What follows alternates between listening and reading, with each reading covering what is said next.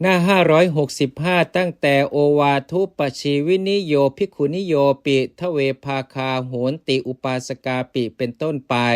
แม้ภิกษุณีทั้งหลายผู้อาศัยโอวาทเป็นอยู่ก็ย่อมเป็นสองฝ่ายพวกอุบาสกก็ดีอุบาสิกาก็ดีเด็กชายก็ดีเด็กหญิงก็ดีย่อมเป็นสองฝ่ายแม้เหล่าอารักขเทวดาของชนเหล่านั้นก็ย่อมแตกกันเป็นสองฝ่ายเหมือนกัน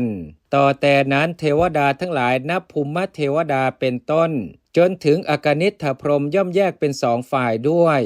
ยเหตุนั้นท่านจึงกล่าวว่าภิกษุผู้ลำเอียงด้วยฉันทาคติเป็นต้นย่อมเป็นผู้ปฏิบัติเพื่อไม่เกื้อกูลแก่ชนเป็นอันมากละเป็นผู้ปฏิบัติเพื่อไม่เป็นประโยชน์เพื่อไม่เกื้อกูลเพื่อทุกข์แก่ชนเป็นอันมากทั้งเทวดาและมนุษย์ทั้งหลายบทว่าวิสมนิสสิโตได้แก่ผู้อาศัยกายกรรมเป็นต้นซึ่งไม่เรียบร้อยบทว่าคหานานิสิตโตได้แก่ผู้อาศัยความถือกล่าวคือมิจฉาทิฏฐิและอันตคาหิกะทิฏฐิบทว่าพลวนิสิตโตได้แก่ผู้อาศัยภิกษุผู้มีชื่อเสียงซึ่งมีกำลัง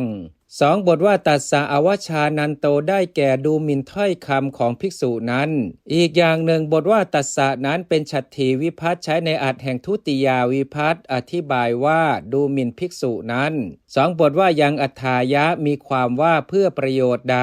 2บทว่าตังอัฏถังมีความว่าประโยชน์นั้น